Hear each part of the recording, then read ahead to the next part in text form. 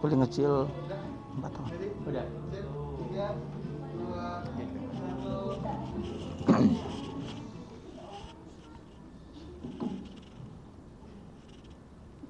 Baik, saya mulai. Assalamualaikum warahmatullahi wabarakatuh. Waalaikumsalam warahmatullahi wabarakatuh.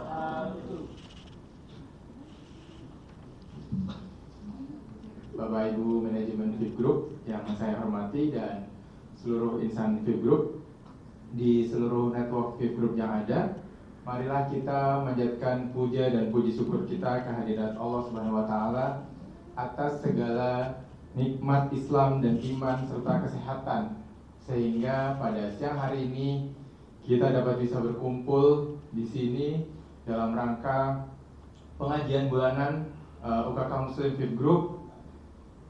Tak lupa kita juga panjatkan salawat serta salam kepada junjungan kita Nabiullah Muhammad Sallallahu Alaihi Wasallam.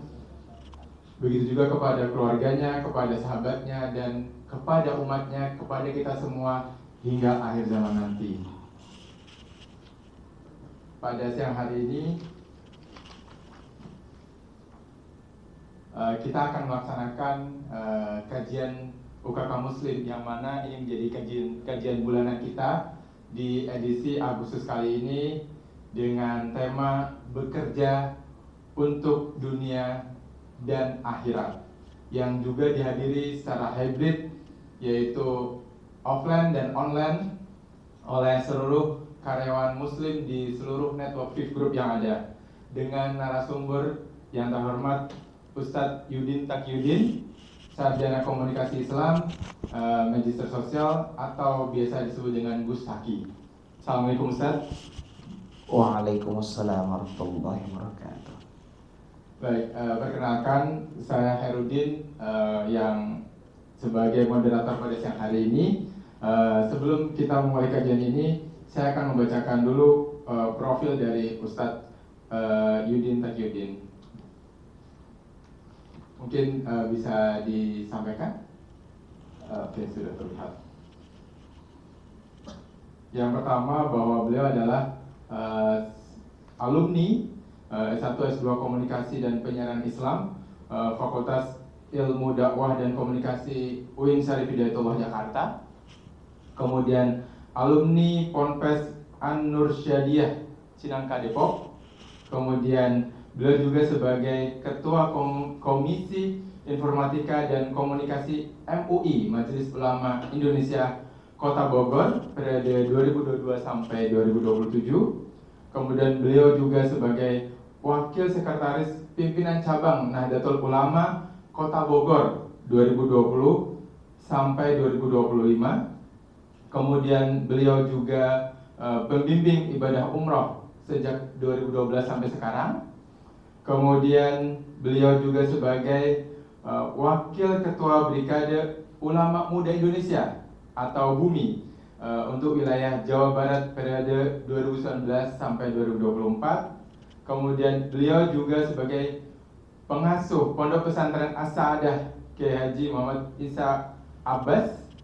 Kemudian beliau juga sebagai dosen tetap Institut Bisnis dan Informatika Kesatuan Kota Bogor. Kemudian beliau juga sebagai Kepala Madrasah Sanawiyah Tahfidz Al-Falakiyah Kota Bogor. Kemudian terakhir, beliau juga dalam kesibukannya biasa mengisi pengajian-pengajian, baik itu secara online maupun offline. Jadi kalau teman-teman mau lihat, bisa melalui channel YouTube-nya, kemudian Facebook, kemudian Instagram-nya dengan nama Gus Taki. Teman-teman bisa cek dulu di media sosial tersebut. Baik, mungkin tanpa berlama-lama saya persilahkan kepada Gus Taki. Silahkan untuk memberikan materinya pengajian kita UKK Muslim di edisi Agustus hari ini. Kepada Gus Taki, kamu persilahkan. Assalamualaikum warahmatullahi wabarakatuh. Waalaikumsalam warahmatullahi wabarakatuh. Bismillah walhamdulillah wal khairu wasyarru bimasyiatillah wassalatu wassalamu ala rasulillah wa ala alihi wa sahbihi wa mawalah la hawla wa la quwwata illa billah amma ba'du.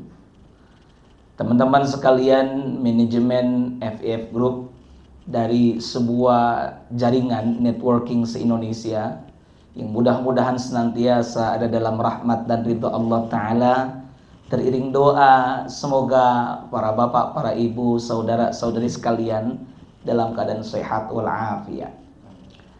Sebagaimana tema yang diamanahkan oleh manajemen kepada kami, termasuk yang disampaikan oleh Mas Khairuddin tadi, bekerja untuk dunia dan akhirat.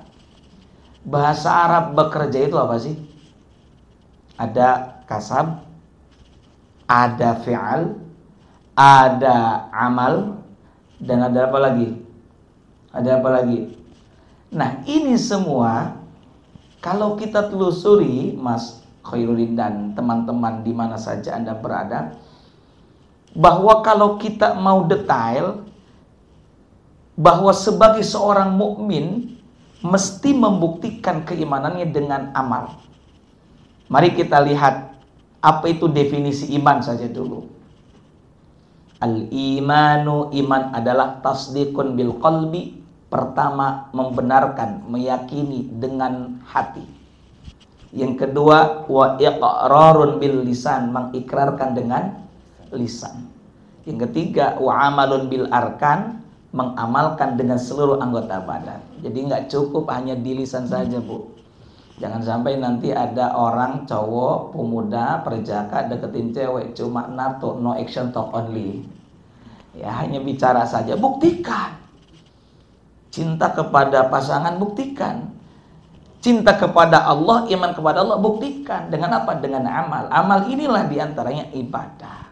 Amal inilah diantaranya adalah pekerjaan berupa amal-amal positif.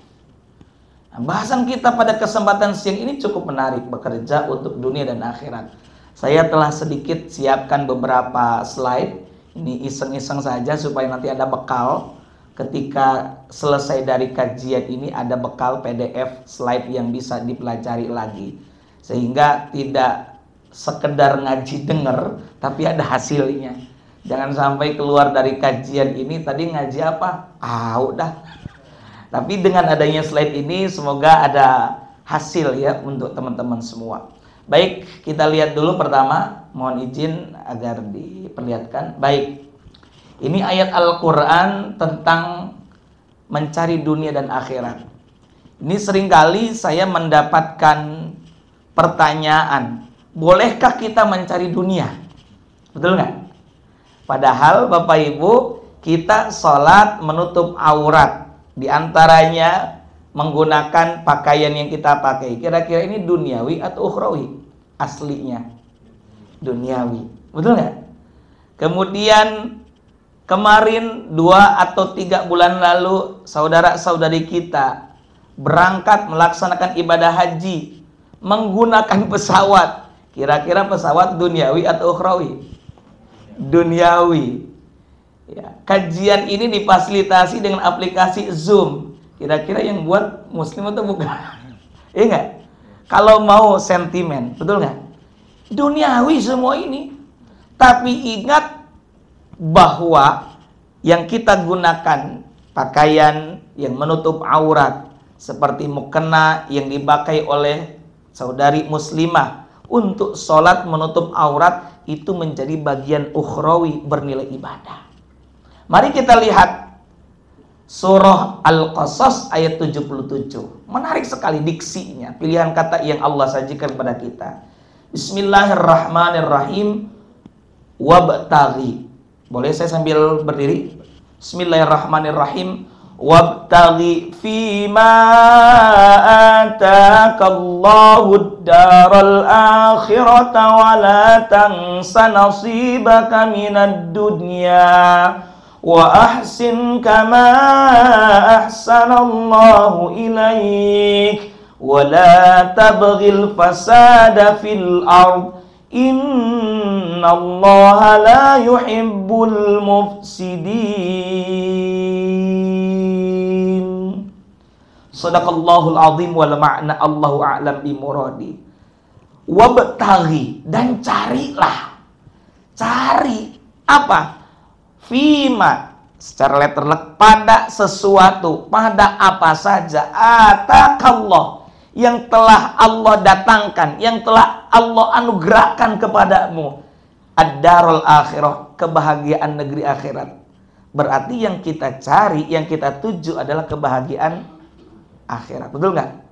Ini tidak ada tawar-menawar, pasti akhirat. Sholat yang kita cari pahala akhirat. Betul nggak, Bu?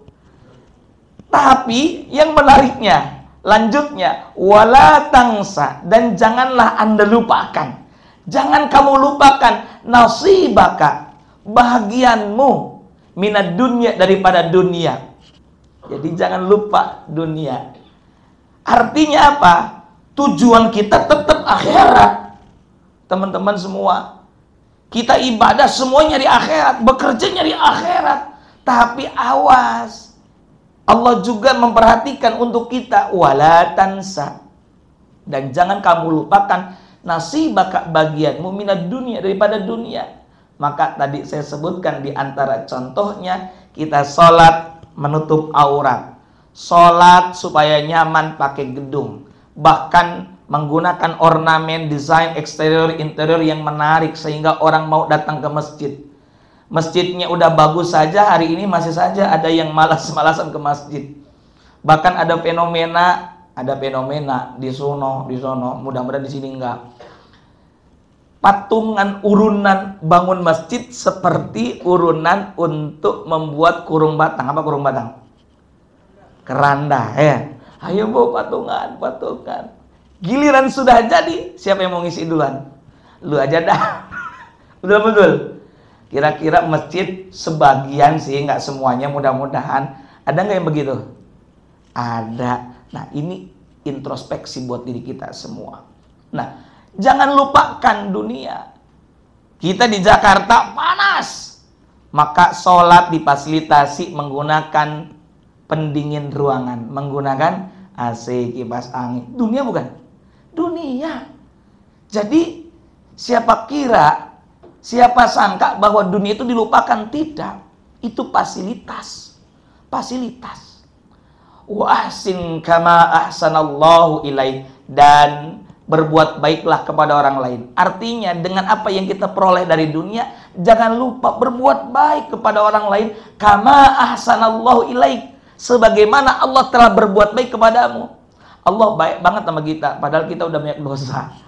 Allah baik banget sama kita, padahal kita seringkali sholatnya telat. Betul. Baik Allah. Kalau mau kita seperti umat Nabi terdahulu, ketika melakukan dosa langsung diberikan azab atau siksa, ngeri banget kita. Maka Allah sayang sama kita dengan Rahman Rahimnya. Tuh, berbuat baik. Saya mau kasih tahu Bapak Ibu sekalian, nggak perlu rugi dan khawatir ketika kita menolong orang lain. Ini quote nih dari saya, kata-kata hari ini. Ketika kita berbuat kebaikan, bahkan menolong untuk orang lain, meskipun kala itu, saat itu pula orang itu tidak membalas kebaikan kepada kita, udah anggap saja kita sedang menabung kebaikan, yang mana hasil kebaikan itu akan kita tuai di lain kesempatan. Syukur di dunia, sudah pasti di akhirat. Katakanlah kita ibu, bapak, teman-teman semua yang ada di daerah, apalagi yang apa itu booth atau counter yang kecil-kecil itu ya, kios-kios, katakanlah kita sudah memberikan pelayanan yang ramah, pelayanan yang premium, sudah senyum, tapi tidak dibalas dengan senyum. Maklum tanggal tua. Ya kan? Tanggal tua itu serba minta maaf. Sampai ATM aja mau kita ambil, maaf, saldo Anda kurang dari 100.000 ya. Di dompet tinggal 3M ya. Cek aja, 5.550 gitu. Yang nggak usah ketahuan ini sama kita mah ya. Maka dari itu ibu-ibu paling demen baca buku ya yang bikin menangis di akhir bulan, buku tabungan. Nah, Bapak Ibu sekalian, kita berbuat baik. Dan Allah akan membalas kebaikan kita.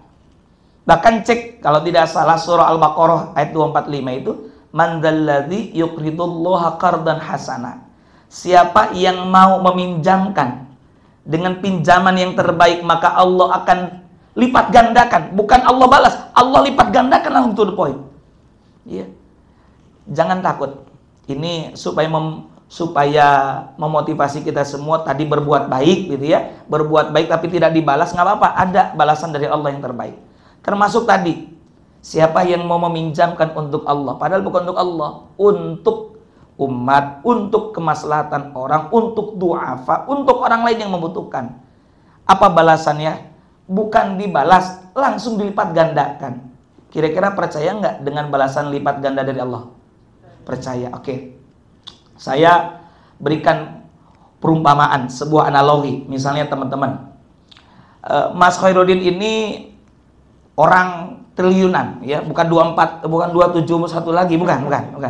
Pokoknya triliuner, apa istilahnya? Pokoknya hartanya berlipat ganda.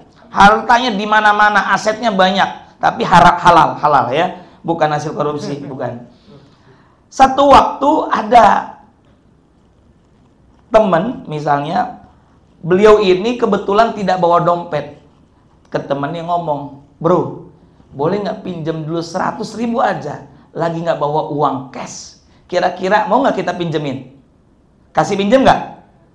Alih-alih 100.000, boro-boro, jangankan 100.000, mau 1 juta kita pinjemin nggak? Pinjemin. Kenapa? Di lain kesempatan bisa jadi bukan dibalikin, tapi malah dilebihin. Betul nggak? Lah ini Allah, bro. Nggak usah takut, pasti dibalas. Maka wa ahsin kama ahsanallahu ilaik. Berbuat baik. Maka bekerja juga kita berbuat baik. Bahkan istilah saya, bekerja itu bukan nyari duit, bukan nyari rezeki, tapi upaya memantaskan diri kita kepada Tuhan, kepada Allah yang memberi kita rezeki. Aslinya kita ini udah dapat rezeki belum dari Allah? Sudah.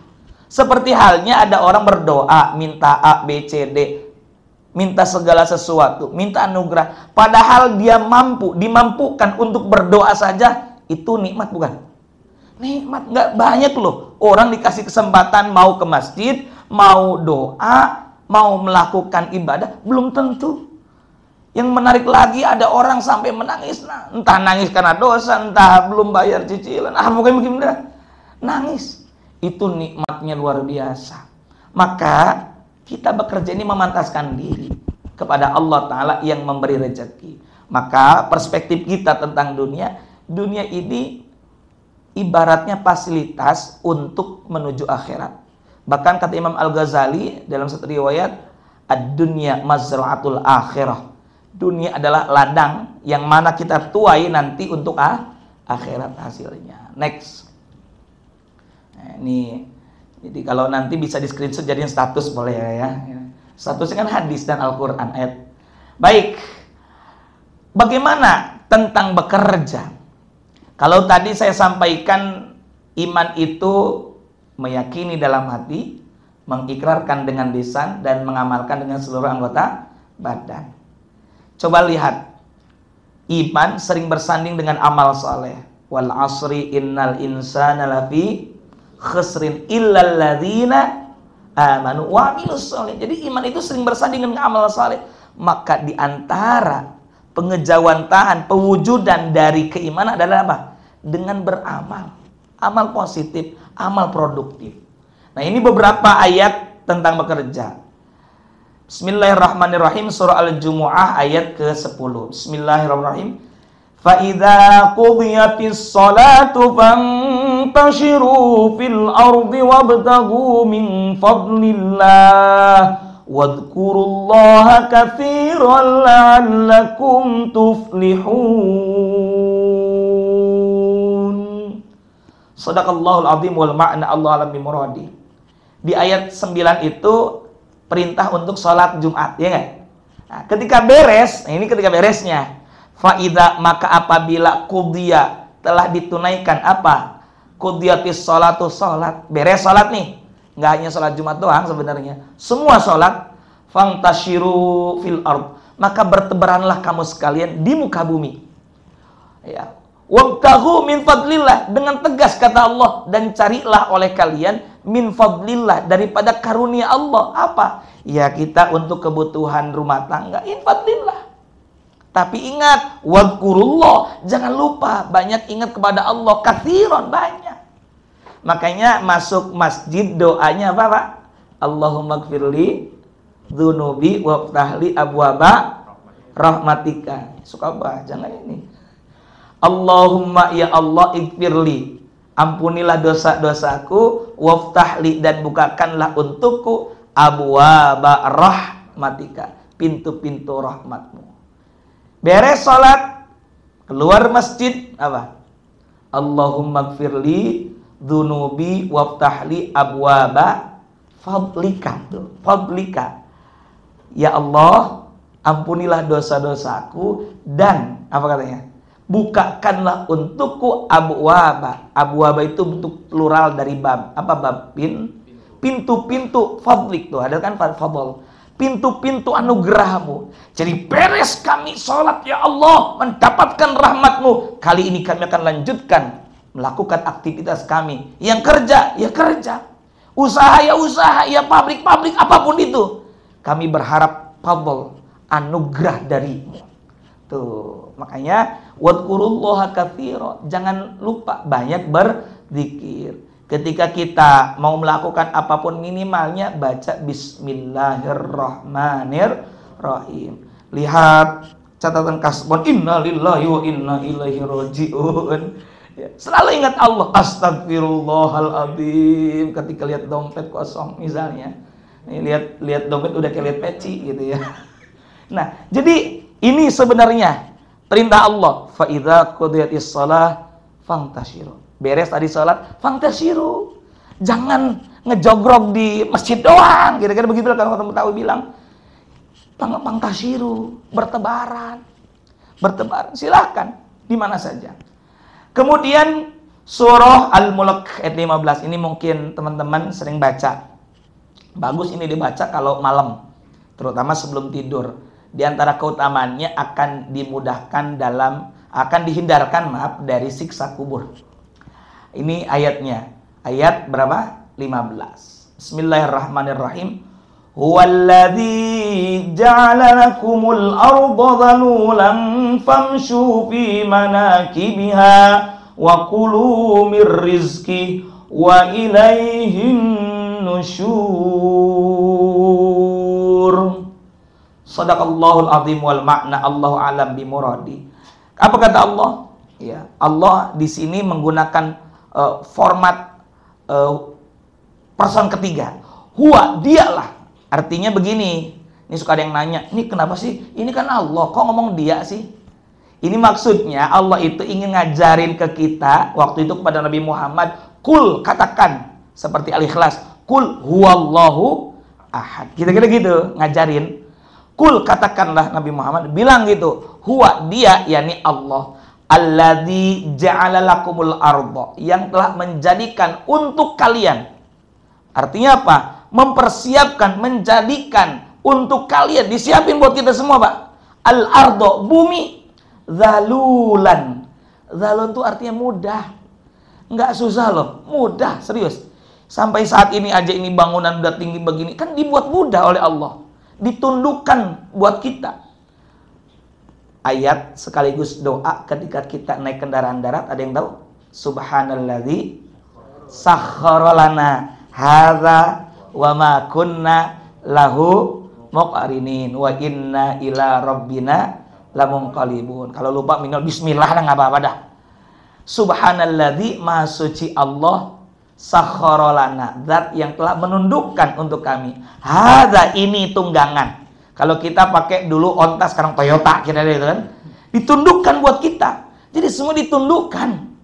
Ya, maka semua dibuat mudah buat kita. Artinya tidak ada yang susah. Inna ma'al usri yusra. Nggak usah takut, mudah semuanya. Asal dengan bimbingan dan pertolongan dari Allah Subhanahu wa ta'ala. Famshu fi manakibiha, maka berjalanlah kamu di semua penjurunya. Ini Mas Koin dari Pemalang. Dari Pemalang datang ke Jakarta, ya kan? Mas dari mana lagi? Mungkin ada dari Banyuwangi, ada dari Jawa Tengah, ada Jawa Barat, semua nyampe ke sini. Ya, teman-teman juga yang secara online, yang daring, dari mana-mana. Ya karena kita ini guratan takdirnya begini kan Allah, famshu fi mana kibiha. Silakan bertebaran, berjalan. Kalau ayat 10 surah Al-Jumu'ah fantashiru, kalau ini famshu, bertebaran sekaligus berjalan. Ya. Maka yang dari mana-mana datang ke Jakarta, dan sebuah prestise anak Jaksel gitu katanya. Wa kulu min rizki, dan makanlah oleh kamu sekalian min rizki, dari rezekinya. Rezeki dari Allah Tuhan semesta alam. Wa ilaihin nusyur, tapi ingat, dan hanya kepada-Nyalah, kepada Allah saja akan dibangkitkan. Kita semua bakal meninggal dunia. Next. Jadi kita ngaji Quran dan hadis ini enak. Oke. Masih tentang keutamaan bekerja, perspektif hadis sekarang. Ini ada sahabat Abu Abdullah Zubair bin Awam. Ya, Zubair berkata, Rasulullah Muhammad sallallahu alaihi wa alihi wasallam bersabda, la an ya'khudha ahadukum ahbulahu thumma ya'til jabal. Kata Nabi, sesungguhnya seorang di antara kalian membawa tali-talinya, thumma ya'til jabal. Jabal itu apa? Bukit ya, gunung. Kemudian dengan tali tersebut dia naik ke atas bukit atau pegunungan. Ngapain? Fayatiya bihuzmatin min hatabin, untuk mencari kayu bakar. Ya kalau dulu usahanya mungkin diantaranya nyari apa? Kayu bakar. Pernah dengar sahabat yang kaya raya selain Utsman bin Affan? Ada yang tahu? Abdurrahman bin Auf. Saya kasih tahu nih, karena ingat kayu bakar. Abdurrahman bin Auf itu teman-teman dulunya maaf, bukan orang kaya. Ya, bukan keturunan orang kaya, bukan. Beliau ini tanda petik OKB sebenarnya. Satu waktu beliau itu di Madinah, kala itu tahun kedua Hijriyah, usai perang Badar. Dan kita tahu semua, kaum muslimin menang atau kalah? Menang dong. Ketika menang, dapat harta apa namanya? Rampasan perang, namanya gonimah, betul nggak?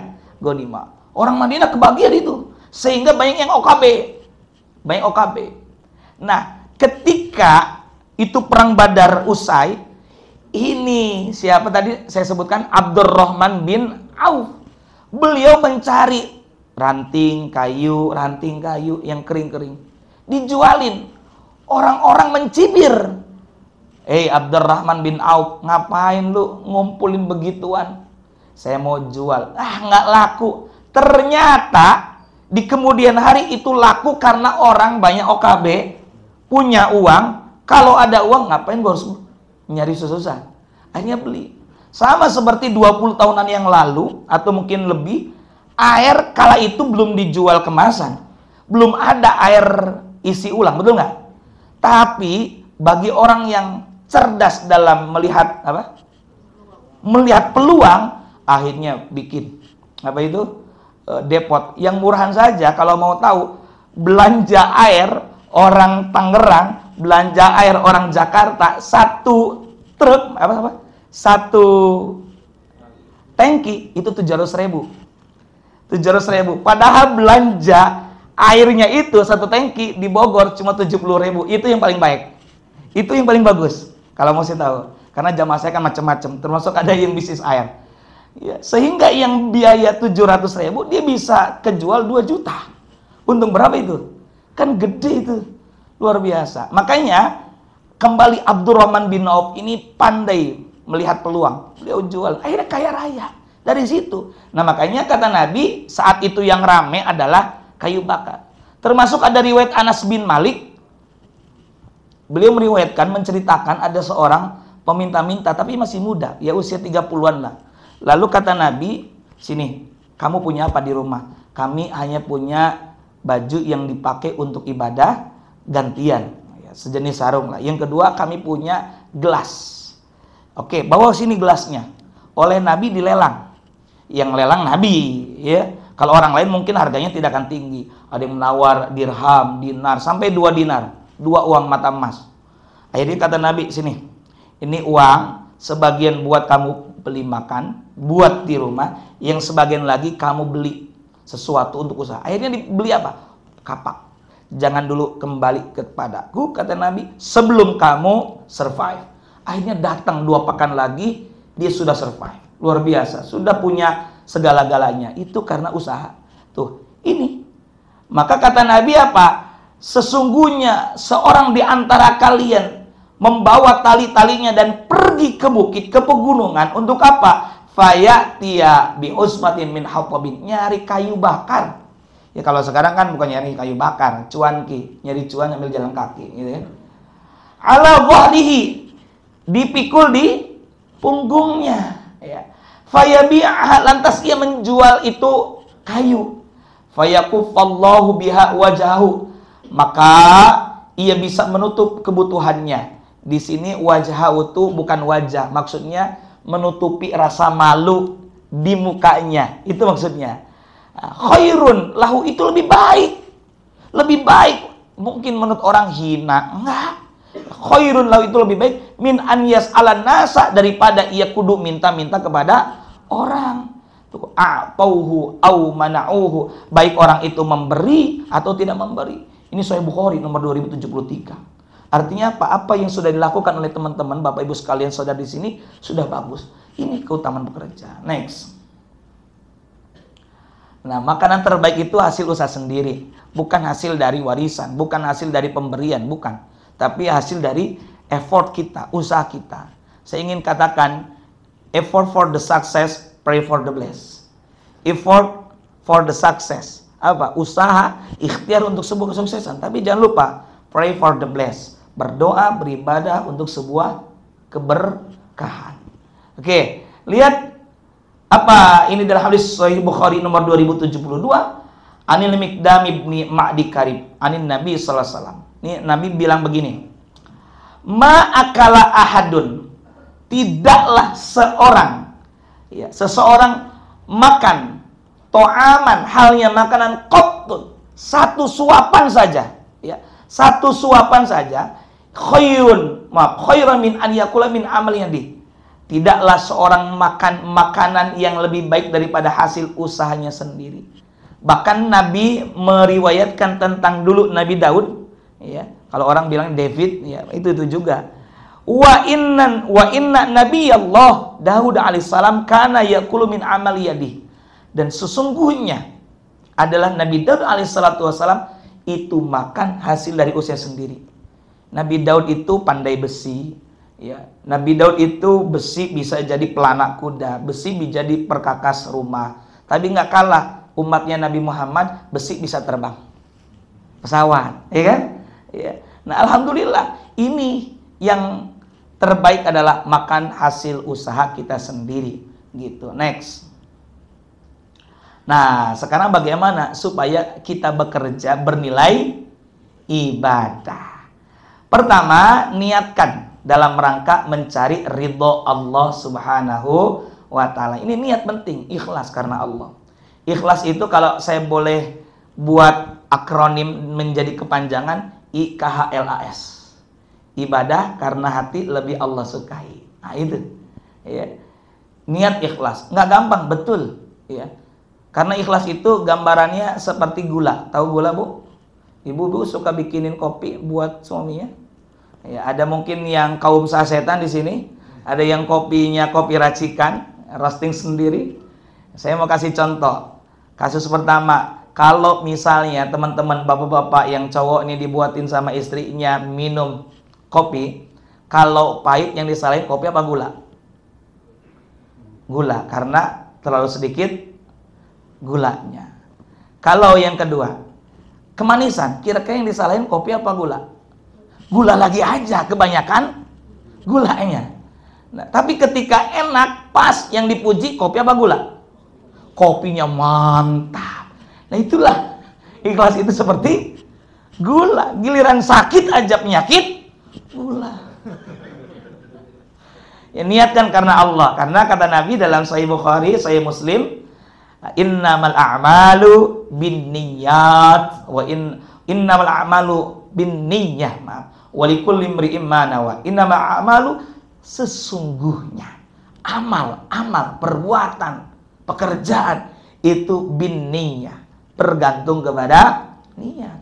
Wa innamal likulli imri'in ma nawa, dan sesungguhnya seseorang akan diberi pahala sesuai dengan apa yang diniatkannya. Maka niatkan yang baik. Selama perilaku perbuatannya tidak bertolak belakang dengan syariat, itu boleh. Jangan sampai nyuri, korupsi niatnya, karena Allah nggak bisa kalau gitu. Mari kita lihat. Ini dalam kitab Ta'lim Muta'alim nih. Kam min amalin. Banyak sekali amal yatasawwaru, yang tergolong bisurati amali dunya. Rupanya rupa amal dunia. Contoh, tidur amal dunia atau amal akhirat? Aslinya. Bu, ibu masak, dunia atau akhirat aslinya? Dunia. Tapi lihat, kemudian wa yasiru bi husnin niyyah, tapi berubah dengan sebab bagusnya niat, a'malil akhirah, berubah menjadi amal akhirat. Tidur itu amal duniawi, tapi ketika niat supaya beres tidur atau beres istirahat, supaya fresh bekerja, fresh membantu melayani orang, malam supaya bisa tahajud, kira-kira tidurnya pahala atau tidak? Berpahala akhirat. Ibu-ibu masak, niatnya untuk membahagiakan suami, supaya anak istri bisa kenyang, kuat dalam beribadah. Kira-kira yang tadinya duniawi berubah nggak jadi akhirat? Berubah. Maka bagusin. Selama tidak salah dalam berbuatnya. Sebaliknya, kamin amalin yatasawwaru bi surati amal akhirah. Berapa banyak rupanya, bentuknya, fisiknya amal akhirat, tapi lihat, kemudian thumma yasiru min amalid dunya bisu'in niyah, berubah menjadi amal dunia karena buruknya niat. Contoh, sedekah amal akhirat, tapi karena dia riya, tidak ikhlas, tidak akan dapat pahala. Maka perbaiki tata titik niat kita karena Allah Subhanahu wa ta'ala. Satu, syaratnya mesti apa? Niat ikhlas karena mengharap ridho Allah. Yang kedua, yang jam berapa ini? Oke, dikit lagi. Yang kedua, next. Gunakan cara yang benar, amal saleh, amal positif. Lihat apa kata Allah Ta'ala dalam surah An-Nahl, surah ke-16 ayat 97. Bismillahirrahmanirrahim. Man 'amila shalihan min dzakarin aw untha wa huwa mu'minun falanuhyiyannahu hayatan thayyibah. Ini nggak kebaca nih kayak wakofnya, bukan tanda tanya itu, wakof itu. Walanajziyannahum ajrahum bi ahsani ma kanu ya'malun. Shadaqallahul azim wal ma'na Allah alam bimuradi. Man amila, siapa yang beramal sholihan, halnya amal perbuatan itu, pekerjaan itu adalah pekerjaan yang saleh, yang baik, yang positif, yang benar menurut syariat, minimal baik secara nilai-nilai positif dan nilai-nilai kebiasaan manusia. Min dzakarin, baik yang berbuat, yang beramal itu laki-laki, au untha ataupun perempuan, wa huwa mu'minun, sedangkan ia mukmin. Falanuhyiyannahu, maka apa reward benefitnya dari Allah? Falanuhyiyannahu hayatan thayyibah, maka sesungguhnya akan kami berikan kepadanya kehidupan yang baik. Jadi kalau kita sungguh-sungguh dalam berikhtiar, memantaskan diri, Allah akan kasih. Ya. Jangankan istilahnya jodoh, surga Allah kasih. Ya kasihan yang belum punya jodoh. Ya.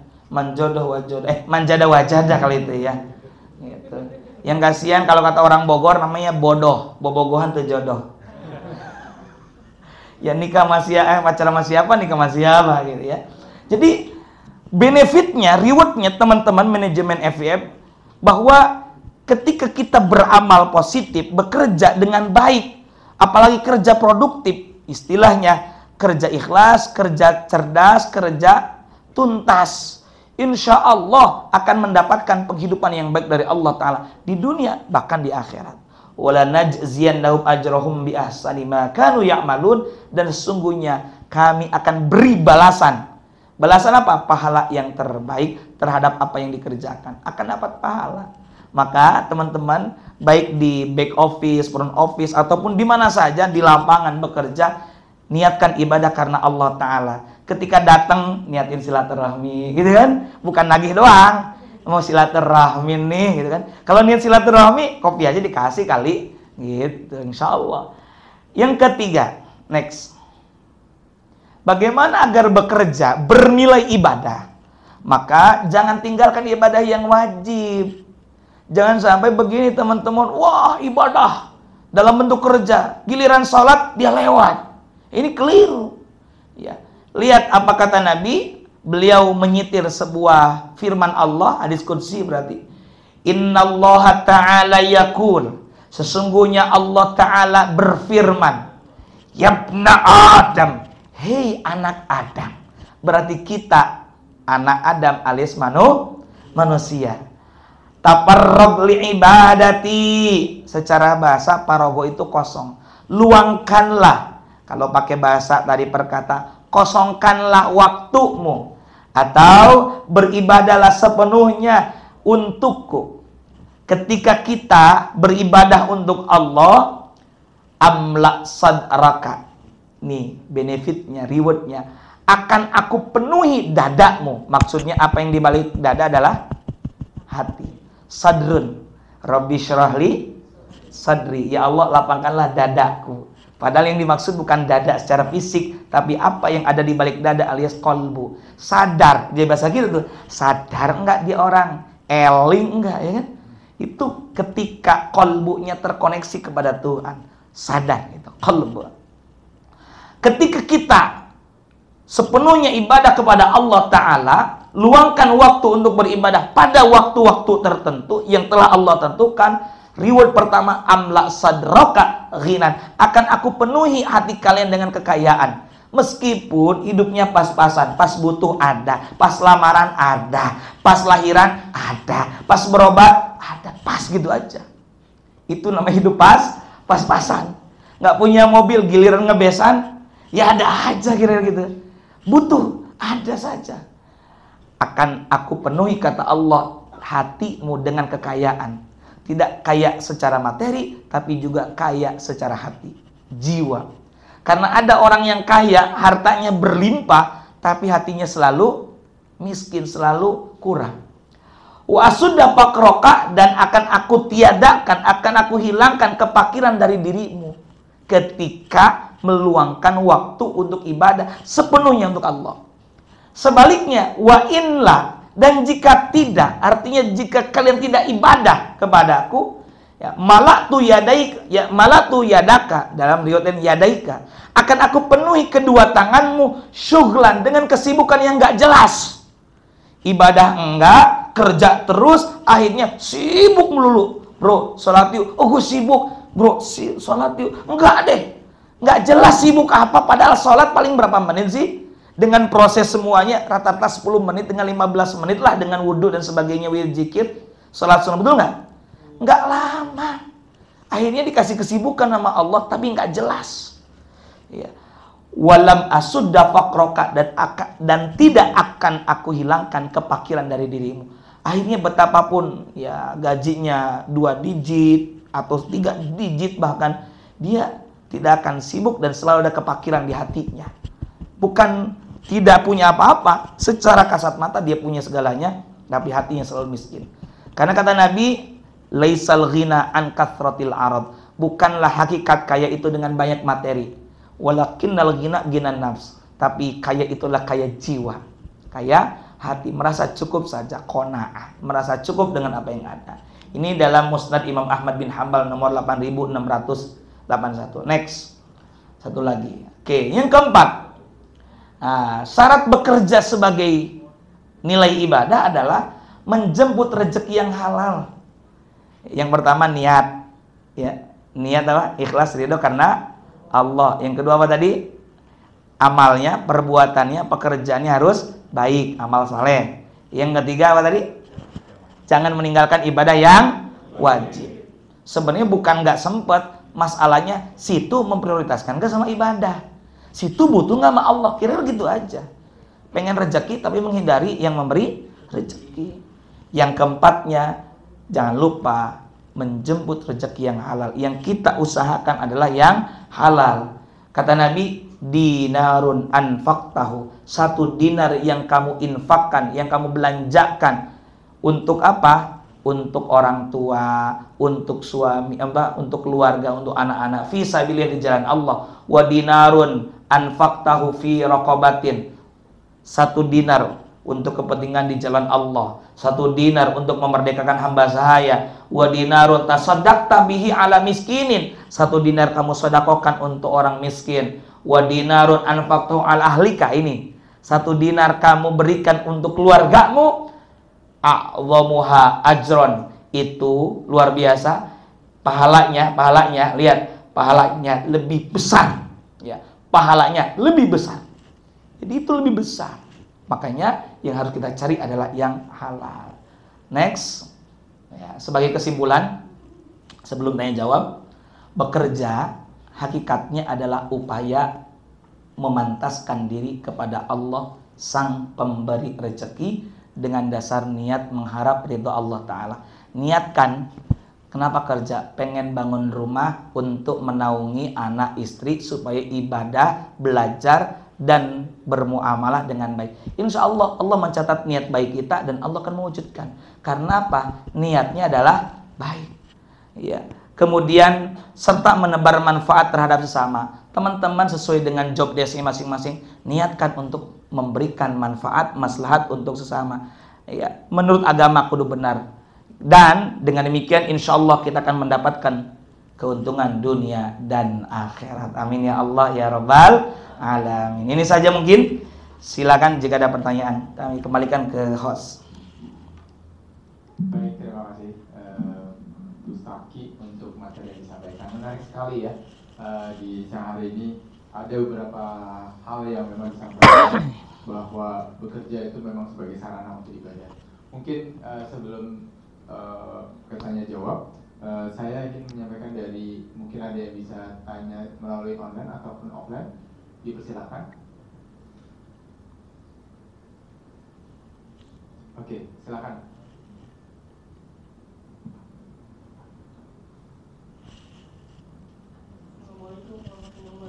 Waalaikumsalam warahmatullahi wabarakatuh. Kalau misalkan kita sebagai istri ya, kan biasanya kan harus mengikuti kata-kata suami.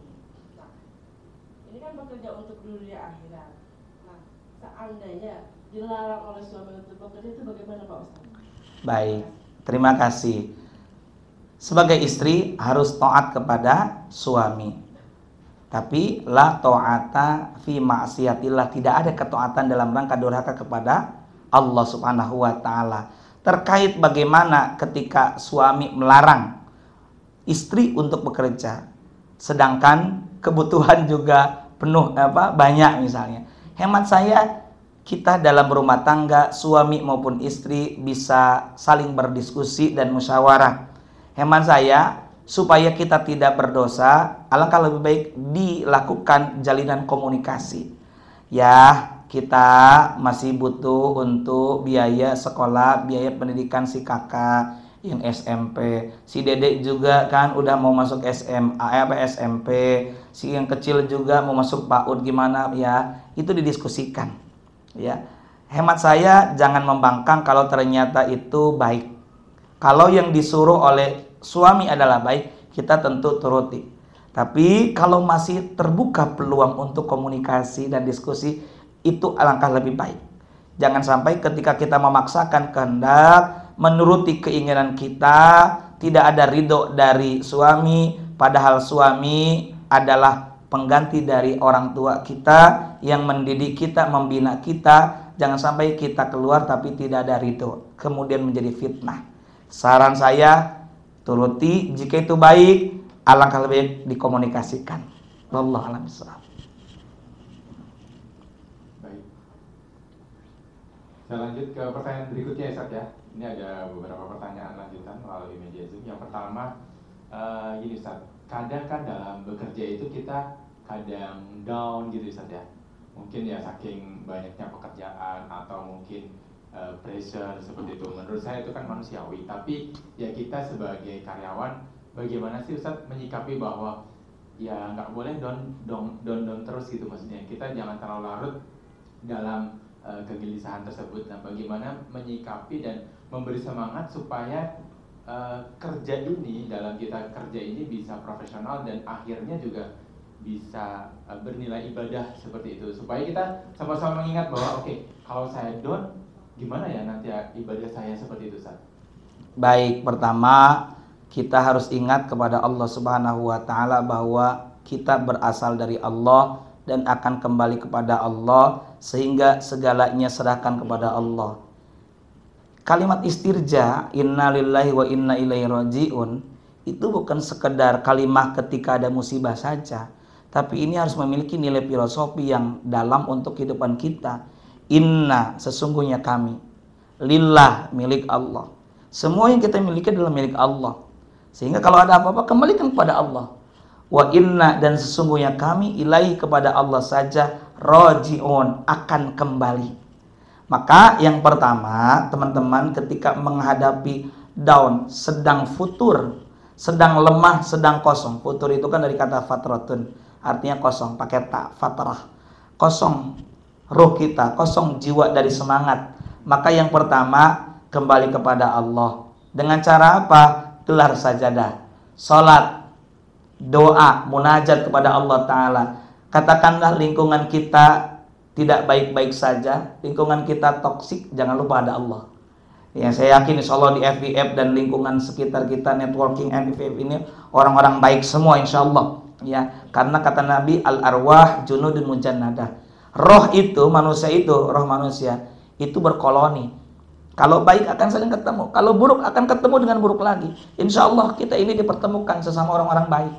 Maka Bapak Ibu saudara sekalian, pertama kembali kepada Allah, realnya, teknisnya sudah gelar sajadah, doa atau sholat, doa, bermunajat kepada Allah Subhanahu wa Ta'ala. Silakan mau berdoa dengan bahasa Arab atau berdoa dengan bahasa kita di luar sholat, silakan sampaikan keluh kesah. Saya kira nggak perlulah seperti di Perancis itu ada satu ruang ruang bagi orang stres, masuk wah gitu, nggak perlu saya kira.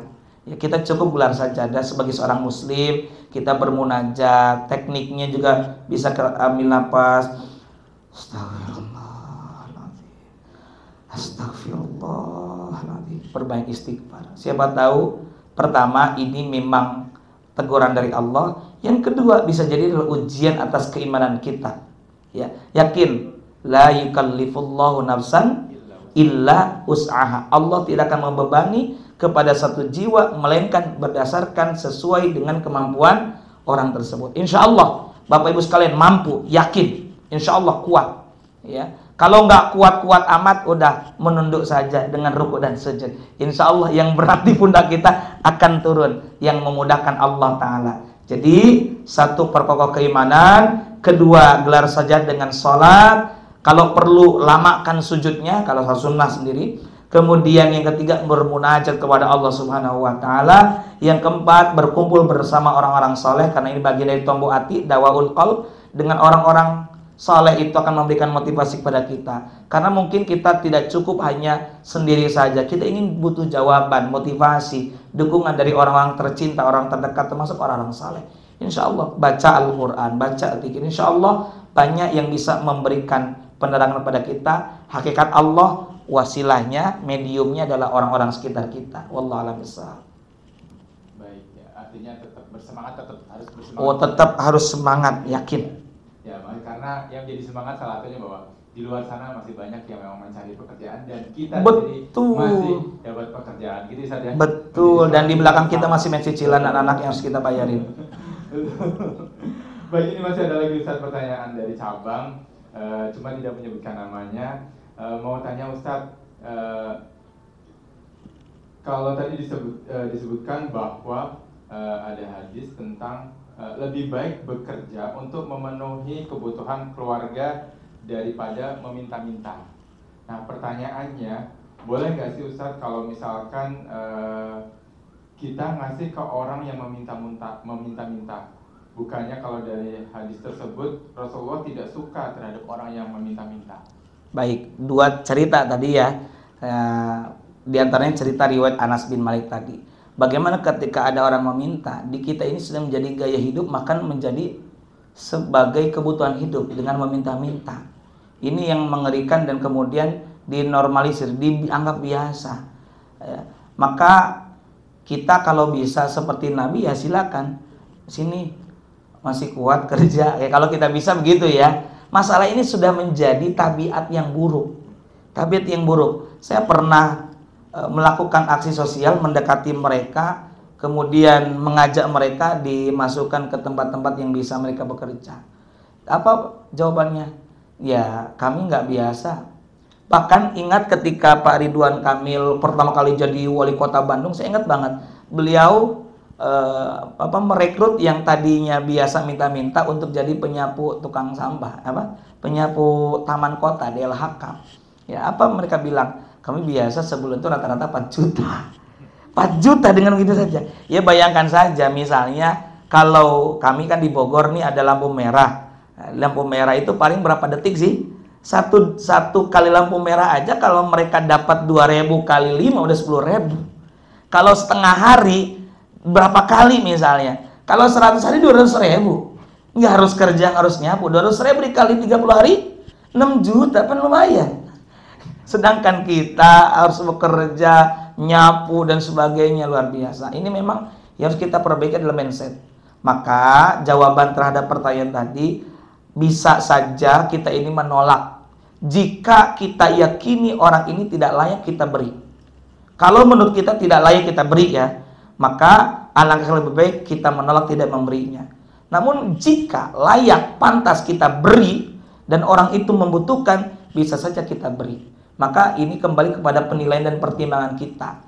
Kalaupun kemudian kita sudah memberi karena kasihannya kita, rasa iba kita, di kemudian hari dia gunakan untuk hal-hal yang negatif, kita berlepas diri.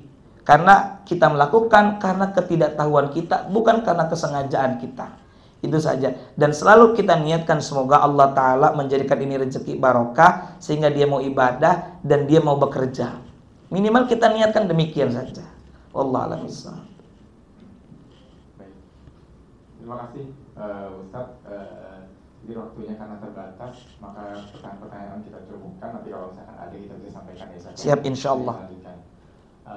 Baik, alhamdulillahirobbilalamin. Sesi tanya jawab sudah selesai dan hasil kajian kita setidaknya ada beberapa yang perlu saya simpulkan ya Ustadz ya. Yang pertama bahwa bekerja itu sebagai sarana ibadah untuk menuju akhirat. Apa saja syaratnya sebagai ibadah? Yang pertama adalah niat karena Allah. Yang kedua adalah ikhlas, ikhtiar. Kemudian yang ketiga adalah amal soleh.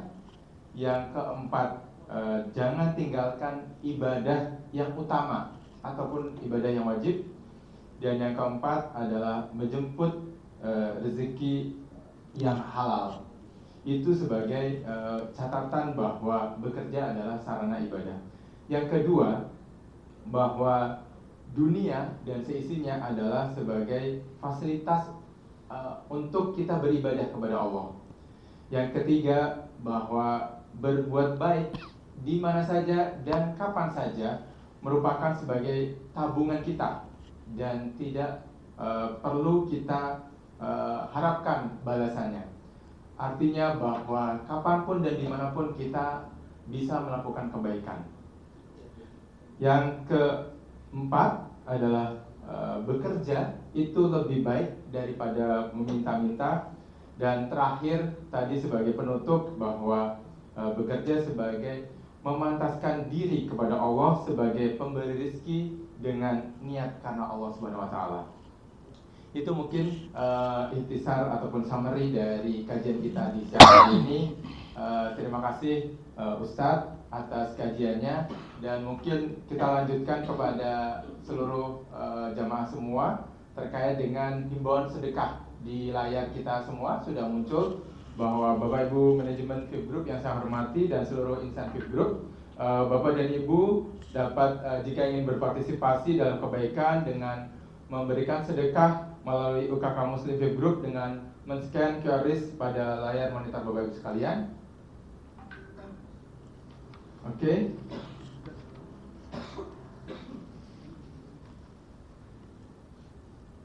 Ya, saya ditampilkan.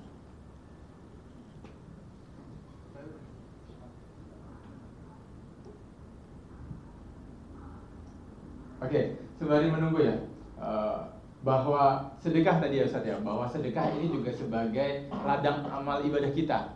Betul ya Ustaz ya, bahwa dalam bersedekah kita selalu dituntun sebagai ibadah-ibadah kita yang memang sifatnya tambahan seperti itu. Bagaimana ini untuk menjadi penggugur dosa dan sejenisnya. Itu saja, dilanjutkan mungkin sembari nanti akan ada QR sedekah. Sebagai penutup mungkin doa dari Ustadz Bustaki yang akan memimpin penutup doa kali ini.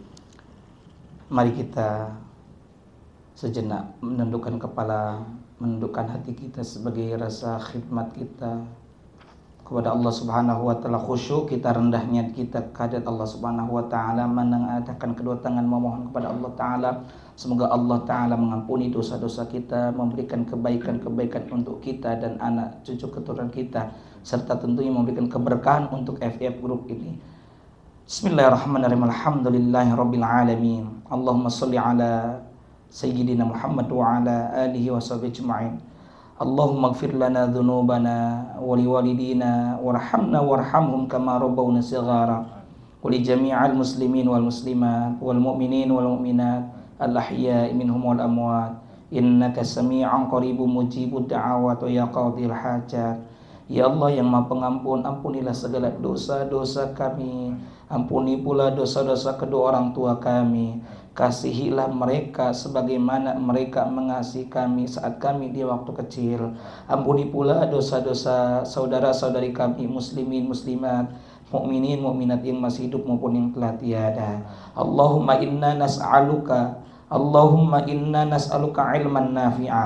Ya Allah, sesungguhnya hamba mohon kepadamu ilmu yang bermanfaat, wa rizqan wasi'a, dan rezeki yang luas, halalan thayyiban mubarakah, yang halal yang baik dan barokah, wa syifaan min kulli da, kami mohon penawar atas segala penyakit yang kami derita, wa amalan mutaqabbal, dan kami mohon agar amal kami senantiasa diterima. Allahumma a'inna ala dzikrika wa syukrika wa husni ibadatik.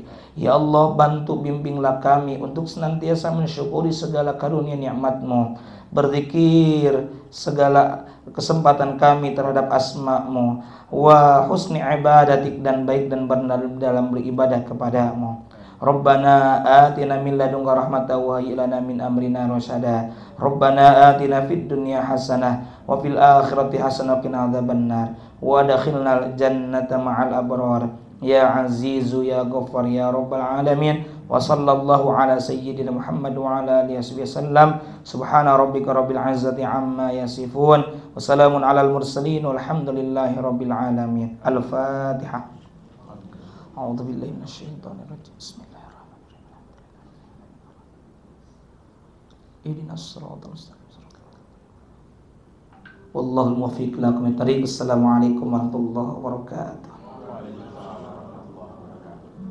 Terima kasih Ustadz Bustaki atas pemberian ceramahnya di siang hari ini. Terima kasih juga kepada seluruh